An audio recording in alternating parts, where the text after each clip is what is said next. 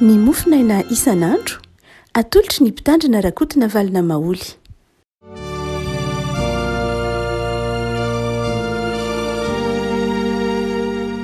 Fameraba tsika rehetra ry avako malala tratra ity alatsinainy faraika amby 30 ny volana mety.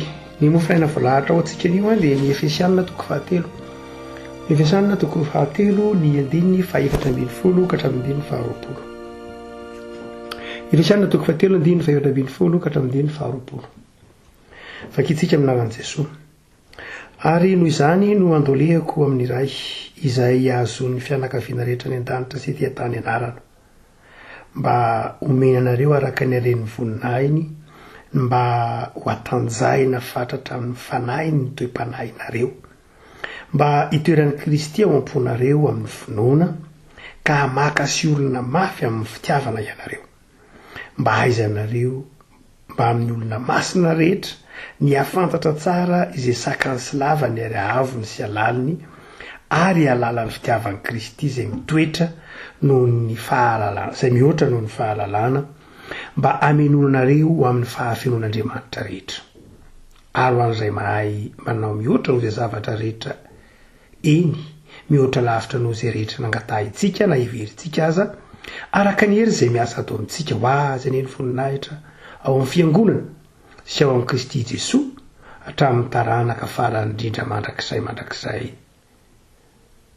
Amen. Taratasy izay nosoratan'i Paoly ho an'ny Efesanina ry havana izy ho zara mofinaina ho antsika izao. Lalina dia lalina ry havana ity Efesanina toko 7 ity. Mainka moa fa ity andininy fa 4:20 ka hatramin'ny 20 ity dia tena manan-kare-pahasoavana mihitsy ny votoatin'ilay teny. Ary everina fa tokony ho takatritsika mihitsy ary tokony ho sakafom-panao atsika izany mofinaina izany. Tsaingana amin'ny Tsipria tsaingana ny fotoana voafetra moa dia ny ampahany ihany ndeo raha isitsika ifampairezana. Lalipaka ny hevitry ny teny hoe ananana azon'ny fianakaviana rehetra ny an-danitra sy ety tany anarana. Iza le fianakaviana rehetra? Inona le anarana? Mba omenanareo ny aren'ny voninahiny. Inona ny aren'ny voninahiny? Lalina dia lalina ny ity fanazavan'i Paoly momba ny fifandraisantsika amin'Andriamanitra ity. Fa andeha ny andininy fa 7:20 ry havana sy andininy fa 8:20 no entina mampaherenao. Hoy Paoly, mba hitoeran'ny Kristy ao am-ponareo amin'ny finoana, ka hamaka sy olona mafy amin'ny fitiavana ianareo, mba ahaizanareo mba amin'ny olona masina rehetra ny afantatra tsara izay sakany sy lavany ary ahavony sy alaliny ary alalan'ny fitiavan'i Kristy. Azo adika koa izy io manao hoe hitoetra ao am-ponareo amin'ny finoany Kristy dia hamahatra tsara ianareo ho mafiorina amin'ny fitiavana ianareo, dia mangataka mba ahatonga anareo ny mpiny rehetra ahafantatra tsara ny fitiavan'i Kristy. Ahafantatra tsara ny fitiavan'i Kristy izay ahafantatra ny fitiavan'i Kristy dia ny sakany, ny lavany, ny ahavony, ny alaliny. Raha toa ka mamaky ny taratasy ho an'ny Efesianina tsika rehefa malala dia mahatakatra tsara fa misy voambolana tena mahazatra ny Efesianina. Itsika zao vampitorenatsika zao dia manana voambolana tena mahazatra atsika. Raha ohatra ka miteny hoe fiarakodia itsika dia mahazatra atsika izany, miteny hoe finday itsika dia mahazatra atsika izany, miteny hoe fahitalavitra itsika dia mahazatra atsika izany, dia mazava ho azy fa baikoan'izany ny fomba fitenitsika. Izany zavatra rehetra any dia tsy fantatry ny olona tsy fantatry Paoly tany Efesosy. Fa misy voambolana kosa izay tena fantatry ny olona tamin'ny fotoan'andro. Ary amin'ny alalan'ireny voambolana fantatry ny olona ireny no andraisan'i Paoly ohatra. Ny mponina tao Efesosy dia misy ny mpivarotra ny manan-karena, izay mahatonga andreny voambolana manao hoe araraoty ny andro azo anao vatsoa, araraoty azahoana tombony. Takatry ny Efesianina tsara ilay voambolana satria mpivarotra izy dia azo ny dikany hoe ataovy sy azahoana tombony. Betsaka koa nefa ny ouvrier na mpanao trano na andevo mpanao trano na olona mpiasa trano, mpanao trano zany, mpanao maty trano tao Efesosy. ary mandrakariva dia voambolana fampiasa amin'ny trano na fanaovan-trano mampiasain'ny Paoly satria izay ny tontolon'ireo mpino maro tao Efesosy, tontolon'ireo kristianina tao Efesosy. Ny andininy fa 7:20 na andininy fa 7:20 ao amin'ny Efesianina toko faharonge jerentsika hoy Paoly: koa dia tsy mba vahiny sy mpivahiny tsony ianareo fa tompony tany, mpiray fanjakana amin'ny olona masina sady ankonan'Andriamanitra, natsangana teo ambony fanorenan'ny apôstôly sy ny mpaminany ary Jesosy Kristy ny fehizoro indrindra. Miresaka trano zany ny apôstôly Paoly, dia misy ny fototra ny fanorenana dia Jesosy Kristy no fehizoro, zany hoe ilay vato voalohany mitondra ny fanorenana. Ao aminy no irafetan'ny rafitra rehetra, mitombo tsara ho tempolo masina ao amin'ny tompo, ary ao aminy no miaraka aorina ianareo ho fonenan'Andriamanitra amin'ny fanahy. Zany hoe hoarin'ny Paoly amin'ny tempolo zany, amin'ny tempolo izay aorina ny mpino, tempolon'ny fanahy masina ny mpino, dia aorina tsikelikely ary ezany miorina ao amin'ny Jesosy ilay vato fehizoro. Dia hoarin'ny Paoly zany amin'ny trano tsy natao tanana izay mirafitra ao amin'ny Jesosy ny mpino. Izy manao hoe tempolo ny fanahy masina nareo any amin'ny Korintianina, tempolo honena ny trano honena ny fanahy masina nareo atao amin'ny Efesianina. Ohatsika manao hoe voambolana mikasika ny trano zany resahan'ny Paoly eto, te hanondro izy hoe tempolo ny fanahy masina ianareo. Tsy ilay tempolo any Jerosalema resahany io ihany ny tempolo iny efa tempoly, fa nareo mihitsy ny tempolo ny fanahy masina. Ary ao amin'ny Kristy miorina izany tempolo zany dia nareo zany, mirafitra ao amin'ny Kristy. Eto amin'ity Efesianina, eto am-pelatanantsika ity dia amin'ny toko fahatelo dia miverina ihany zany. Ho Paoly manao hoe mitoetra ao anatinareo Kristy dia mamaka sy miorina amin'ny fitiavana nareo. Zany hoe Kristy indray no mitoetra ao anatinareo, dia ny fototra iorenanareo zany dia ny fitiavan'ny Kristy. Ary rehefa miorina tsara ny fitiavan'ny Kristy ianareo, dia ianareo sy ny olona masina dia mahay miaina ary mahafantatra tsara ny fitiavan'ny Kristy ianareo. Ny fitiavan'ny Kristy izay misy sakany, misy lavany, misy avony, misy alaliny, dia izay fitiavan'ny Kristy izay no iorenanareo ary fantatrareo mihoatra noho ny fahalalana rehetra. Fitiavan'ny Kristy iorenan'ny mpino, fitiavan'ny Kristy izay misy sakany, misy lavany, misy alaliny ary misy avony. Afaka malala nisy boky anankiray nosoratan'ny Pasteur Martin Luther King, izay mpitoroteny pastera nalaza tamin'ny fotoan'androny, maty tany amin'ny taona 1927, 4 aprily izay raha tsy diso teraka tany amin'ny taona 1927, mora tadidy kely ny daty naterahany satria nifanindry tamin'ny crise économique teto ambonin'ny tany. Pasteur Martin Luther King izay mpitoroteny ady tamin'ny fanavakavahambolon-koditra na ny fanavakavahana tany États-Unis tamin'ny fotoan'androny, ary maty lovin'olona tany Memphis moa tamin'ny taona 1927. Teo aloha tsy nanana tsena izy azy satria novolavolain'ireo université ambony, université amin'ny Boston, fa nilasira tamin'ny université any Harvard sy ny sisa rehetra zany lehilahy n'Andriamanitra izany. Fa nanoatra boky anankiray izy, Heritiavana ny lohatenin'ilay boky, izay nadikany Pasteur Daniel Ralbert tamin'ny teny malagasy, io boky hoe Hery itiavana io. Ilay boky hoe Hery itiavana matevitevina ihany izy, dia ohatsika hoe nadikany Pasteur tamin'ny teny malagasy, dia angona toroteny, zany hoe nisy toroteny maromaro nataony Pasteur Martin Luther King, dia nangonina ny vitsivitsy tamin'ireo izay mikasika ny fitiavana sy nalaza, nanaitra, nanova fiarahamonina, dia nrafetina ho boky, dia nadika tamin'ny teny nadika tamin'ny teny malagasy no isika. Dia anatin'io boky Heritiavana nadika Pasteur Daniel Ralbert io, toroteny Pasteur Martin Luther King, dia misy anankiray amin'ny toroteny ao ny Apokalipsy toko 1:20. Apokalipsy toko 1:20 anankiray amin'ny toroteny izay niezinezina nataon'ny Martin Luther King io. Andininy 4:20 manao hoe mitovy ny lavany sy ny sakany ary ny avony. Zay le toroteny. zany hoe eto zany a dia lay apokalypsy tofarika amroapolo zay niangan'ny toroteny paster Martin Luther King dia izy manao hoe lay Jerosalema nidina tany an-danitra, Jerosalema vaovao, ny tenin'ny tompo manao hoe indro avoziko ny zavatra rehetra, dia hitako ijaona lay Jerosalema vaovao izay miendrika tahaka ny cube lehibe anankiray, ka ny avony, ny lavany, ny sakany dia mitovy avokoa. Ny lavany Mekos, ny sakany Platos, ary ny avony Upsos dia mitovy daholo. Hoy ny fahitan'ny Jaona ao amin'ny apokalypsy toko fahatsy amby roapolo.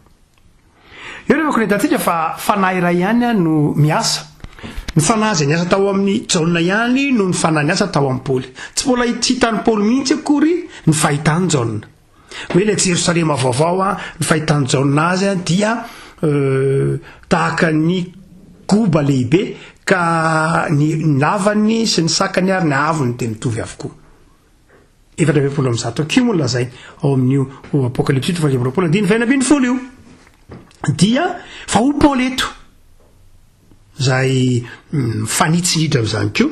Hoy izy manao hoe raha miorina amin'ny fitiavana ianareo, raha ao amin'ny Kristy no iteran'ny fitiavana, ny orenan'ny fitiavanareo, dia izao fantatrareo ny lavany, zany hoe ny Mekos, fantatrareo ny sakany Platos ny teny Grika, ary fantatrareo koa ny avony Upsos, ary mihoatra noho zany ara fantatrareo koa ny alaliny na Patos.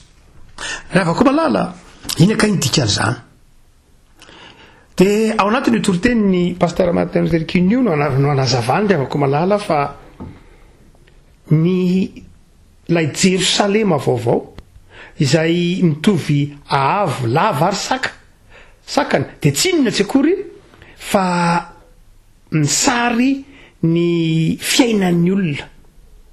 Ary eto dia mifanitsy amin'izay lazainy Paoly zay. Raha mitenitsika manao hoe alavany dia ny fitiavan'ny olona ny tenany, paster Martin Luther King. Raha mitenitsika manao hoe ny sakany dia ny fitiavan'ny ny olona ny hafa, ary raha miteny hoe ny avony dia ny fitiavan'ny olona an'Andriamanitra. Amin'ilay Jerosalema vaovao zany dia tsy misy tsony hoe fitiavanamana lehibe noho ny fitiavatena lehibe noho ny fitiavanamana na fitiavan'Andriamanitra mpandeferina, fa mitovy avokoa ny fitiavan'ny olona. Milafitelo zany ny fitiavan'ny olona. Ilay tempolon'Andriamanitra milafitelo ny fitiavan'ny olona dia ny fitiavana ny tena, ny fitiavana an'Andriamanitra sy ny fitiavanamana. Eto zany Paoly dia miteny manao hoe raha tena miorina tsara ny fitiavanareo ary marina aminareo ilay teny hoe havaozon'ny tompo ny zavatra rehetra, dia ilay Jerosalema vaovao, ilay tempolo vaovao dia tsy izy akory fa ianareo, ary io tempolo vaovao io izay ianareo dia milafitelo ny fitiavanareo miorina amin'ny Kristy, dia mitovy zany lafitelo ny fitiavanareo zany. Dia izao ny fitiavanareo ny tenanareo, dia ny fitiavanareo ny namanareo, ary ny fitiavanareo an'Andriamanitra mitovy ireo. Rehefa koa malala raha mandroso lalilala koa tsika amin'ny heviteny dia Paoly zany eo manazava manao hoe mifanaraka amin'ny heviteny nataon'ny paster Martin Luther King no hoe ny fitiavan'ny olona dia mety miseho amin'ny endrika maro samihafa, miseho amin'ny telo farafahakeliny, iny mety betsaka no nazavana an'ilay hoe goba ny tempolin'Andriamanitra, fa azo zavaina amin'ny lafiny hoe ny fitiavan'ny olona dia milafitelo mitovy. Raha ao amin'ny tompo marina isika dia takatritsika hoy Paoly, raha Kristy marina mitoetra ao am-pontsika ka miorina marina amin'izany fitiavan'i Kristy izany ny fitiavantsika, dia miseho amin'ny endrika telo ny fitiavantsika. Dia ny lavany izay ny fitiavantsika ny tenantsika, ny sakany ny fitiavantsika ny namantsika, ary ny avony fitiavantsika an'Andriamanitra. Avelako aloha ny alaliny na ilay natao hoe Patos, ilay fitiavana lalina manokana. Rehefa koa malala ny fiainantsika zany dia izao, raha tena kristianina marina isika dia mandeha ho azy amintsika ny mandanja na mampifandanja na mampisylamina na ekilibra reo telo ireo. Raha ohatra ka makany mihibitsika zany hoe raha ohatra ka tsy kristianina lay olona, raha tsy mpino lay olona, raha tsy miorina amin'ny fitiavany Kristy ny fitiavany, raha tsy ao anatin'ny Jesosy, tsy tempolon'ny fanahy masina izy, raha ohatra ka mbola tsy nandreny tenin'ny tompo izy indra vaoziko ny zavatra rehetra, dia tsy hitovy reo lafitelo ireo. Mety ho lava be mihitsy lay lavany, mety olona toy ny intsy fotsiny, na ataontsika hoe droite, toy ny intsy fotsiny izy, zany hoe tsy misy afa-tsy ny tenany ihany, mety tsisy sakany mihitsy izy, zany hoe tsisy fitiavana ny hafa, ary mazava ho azy tsisy fitiavana n'Andriamanitra, dia mety ho tahaka ny droite na tahaka ny itsy anankiray fotsiny izy raha tsy ao amin'ny tompo izy. Ary io mamarina, tsy hoe zavatra vaovao zany, fa olay sociologue anankiray antsoina hoe Thomas Hobbes ny manao hoe l'homme est un loup pour l'homme, zany hoe ny olona dia biby mpanaikitra mpihinana ho an'ny olona. Dia mazava tsara ny teniny ndravako malala hoe midika zany dia izao ny fitiavatena no natiorany olona. Lay natiora dia tsy lay natiora talohan'ny Genesis toko 7 fa lay natiora amin'ny Genesis toko 7, zany hoe ny natiora vokatry ny fahotana ao anatin'ny olona dia ny fitiavany tena no mamaritra ny fitiavana ao anatin'ny olona. Ny fitiavanamana tsy zavatra natiora ny fahotana zany, tsy ny olona tsy tonga ho azy ao anatin'ny olona ny fitiavanamana. Mety ny bonobo sy ny nagidro raha mety manana zany tokoa raha ohatra ka hoe fahotana ny jerena, fa tsy tonga ho azy ao anatin'ny olona mihitsy ny fitiavanamana. Tahaka ny tamikaina sy Abela, nga tonga ho azy tao anatin'ny, nga tonga tao amin'ny akaina mihitsy ny fitiavanamana. No zany dia tsy zavatra mandeha ho azy ao anatin'ny olona koa ro fitiavanamana, fa ny fitiavatena ny mandeha ho azy ao anatin'ny olona. Ka raha tsy ao amin'ny tompo izy dia izao tsy tahaka ny tempoly zay manana lafitelo mitovy izy, fa tahaka ny itsy anankiray fotsiny, dia tsy mahafantatra fa tsy ny tenany.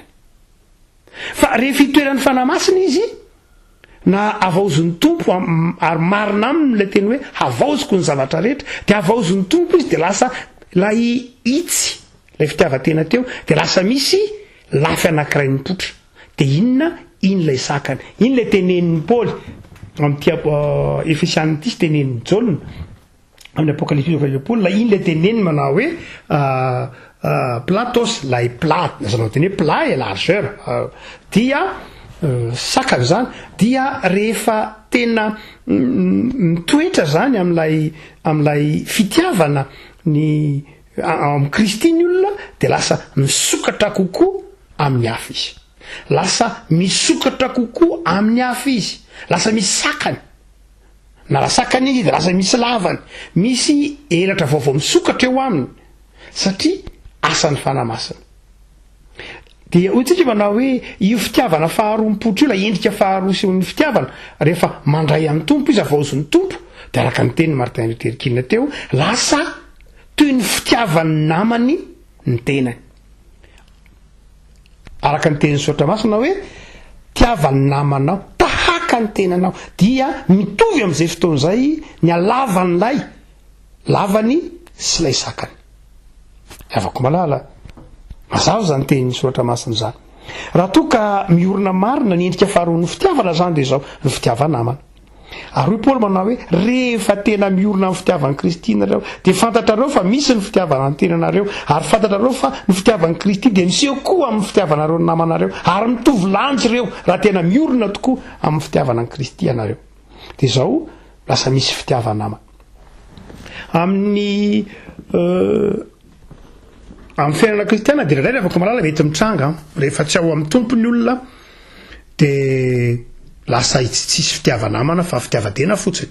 Zay ny ataontsika hoe égoïsme, na mety hoe égotisme na égocentrisme, fanakaikihana zany rehetra zany, nivony dia zao hoe za zay le ego za. Ary tsara iny fomba fitenitsika isika, zay tsara fa rehefa mitanisa matoatenitsika ohatra hoe amin'ny teny frantsay, dia ny je no mandeha aloha, za aloha no mandeha aloha, iza aloha, hita tsy tsara iny fomba fitenitsika davanandro isika, izaho mandeha aloha. Neny malagasy moa tsy dia zay loatra, neny malagasy isika no mandeha aloha rehefa mitanisa.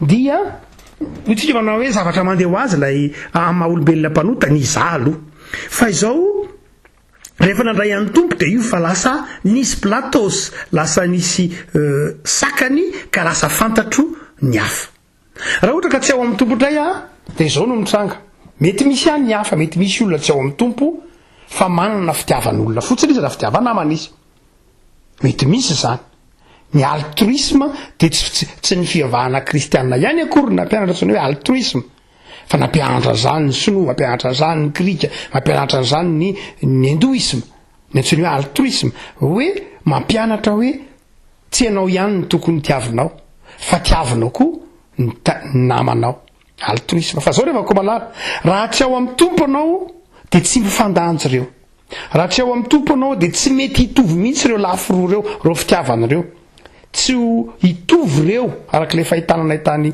jaoninazy hoe lafy mitovy ny lavany sy ny sakany zay tenen'ny Paoly manao hoe fatara ao amin'ny Kristy fa tokony hitovy ireo efa koa malala raha ohatra ka tsy ao amin'ny tompo isika dia mety ho betsabetsaka koa fitiavan-tena isika hoe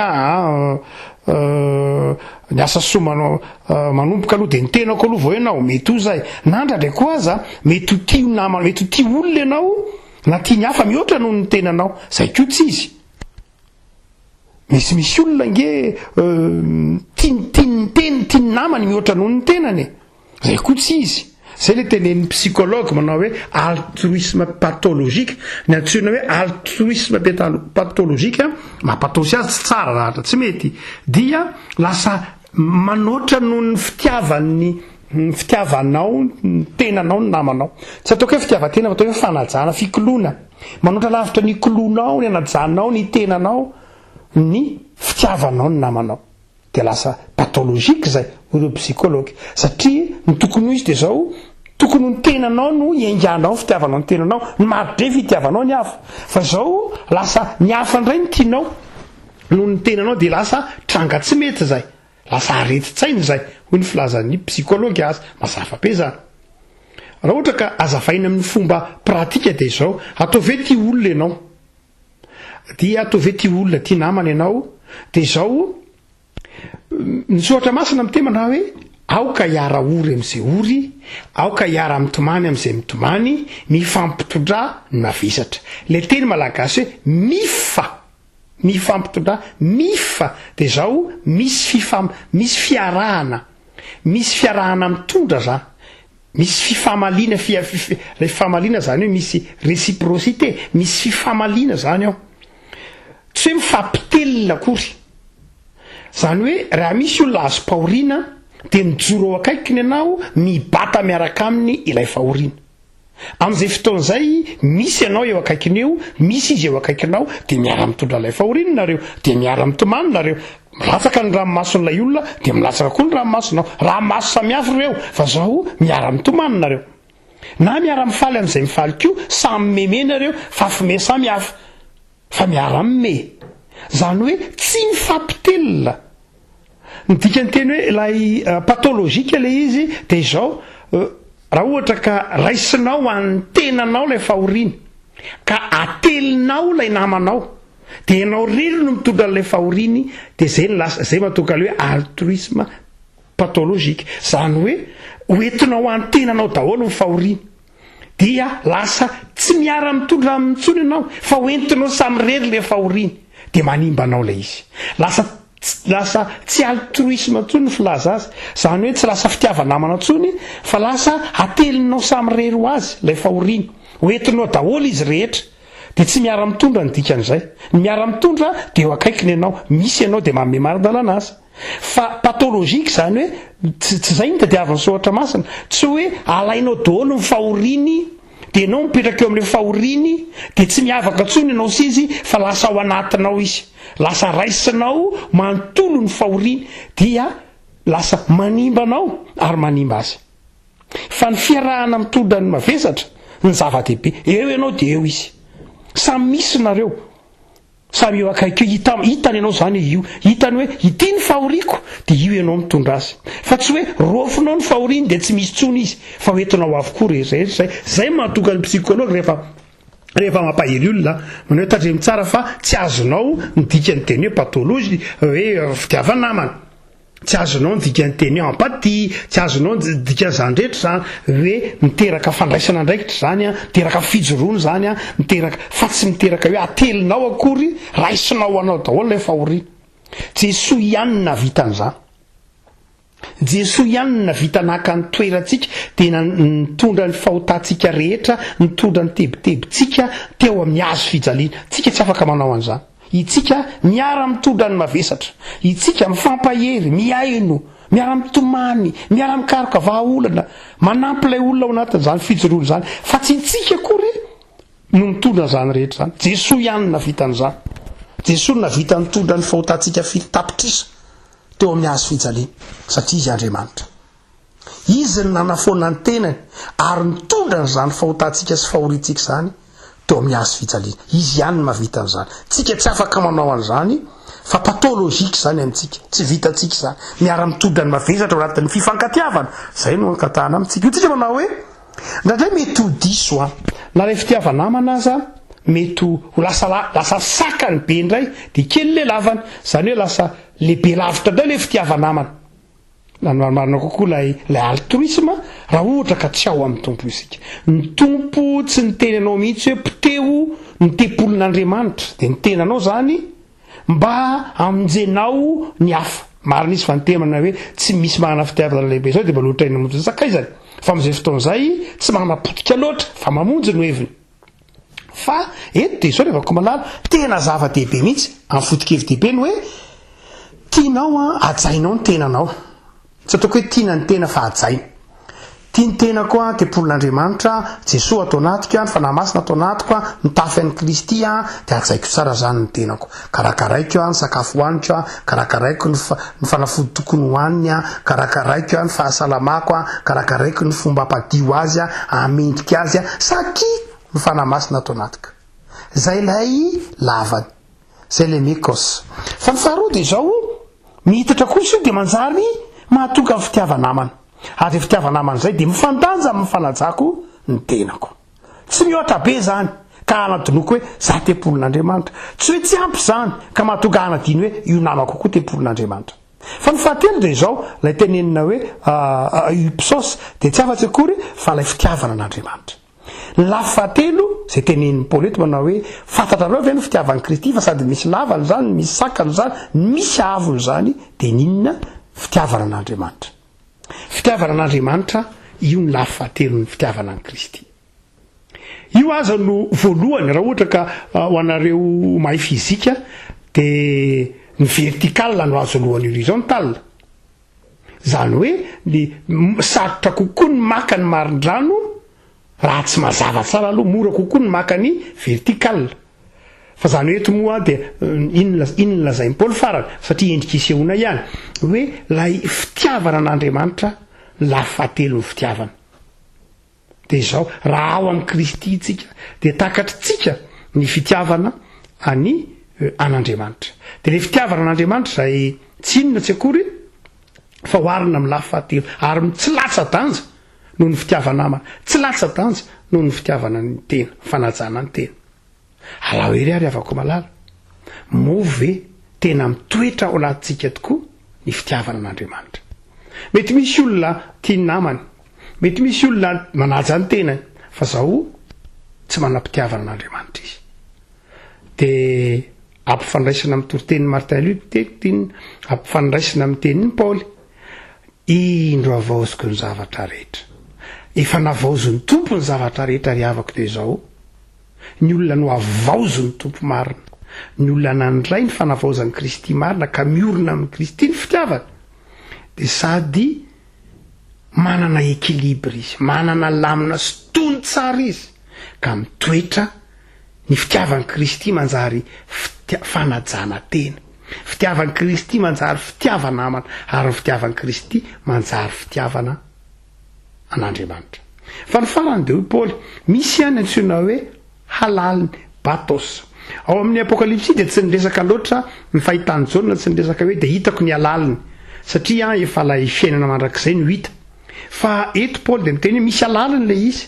Lay halaliny dia izao isika ao anatin'ny fiarahamonina isika ao anatin'ny fiarahamonina zany hoe iza zany rehefa nandray an'i Kristy ianao rehefa nandray an'i Kristy no avaozony tompo ny fitiavantsika dia milafitelo ny fitiavantsika dia mitovy daholo ireo lafitelo ireo haitsika mity an'Andriamanitra haitsika mity ny namantsika haitsika ny mity ny tenantsika na manaja ny tenantsika dia manahoana ny alalin'izay amin'izay ao amin'ny fiarahamonina lalipaka ve zay ao amin'ny fiarahamonina tonga atsika ao amin'ny fiarahamonina ve zany fitiavana mira lenta zany tonga atsika ve zany fitiavana mira lenta ny mira lenta resahany teny hoe mitovy lenta ny fitiavana an'Andriamanitra sy ny fitiavana namana sy ny fitiavana fanajana tena mitovy lenta tonga atsika ao ve zany lalipaka ve zany lalina ve zany sa endrika ivelany fotsiny ihany ny Paoly ravako malala mazava ny teniny hoy izy manao hoe Kristy ao am-ponareo dia mamaka sy miorina mafy amin'ny fitiavana anareo dia ilay fitiavana izay tokony ho anana ny olona masina rehetra ka io fitiavana anany olona masina rehetra io dia fitiavana izay misy sakany misy lavany misy ahavony misy alali ingany revako malala tsy ho fitiavana fisaka be fotsiny plan fitiavanao plat no fitiavanao ka mety ndika zany dia zao fitiavana lafy anankiray ihany tsy misy ilay dimension anankitelo na efatra arak'izay resahan'ny Paoly eto 4 dimension resahan'ny Paoly eto ny fitiavana fa mety ndraindray mety tena aza hitako ka unidimensionnel natokana ny fitiavanao dia fitiavatena ihany na mety bidimensionnel ka mety fitiavanao tenanao sy fitiavana ny hafa dia zay ihany na mety hoe zava-dehibe le tridimensionnel hoe aty an'Andriamanitra tia ny tenanao tia ny hafa ary mitovy daholo ireo fa tsy latsapaka ao anatin'ny fiarahamonina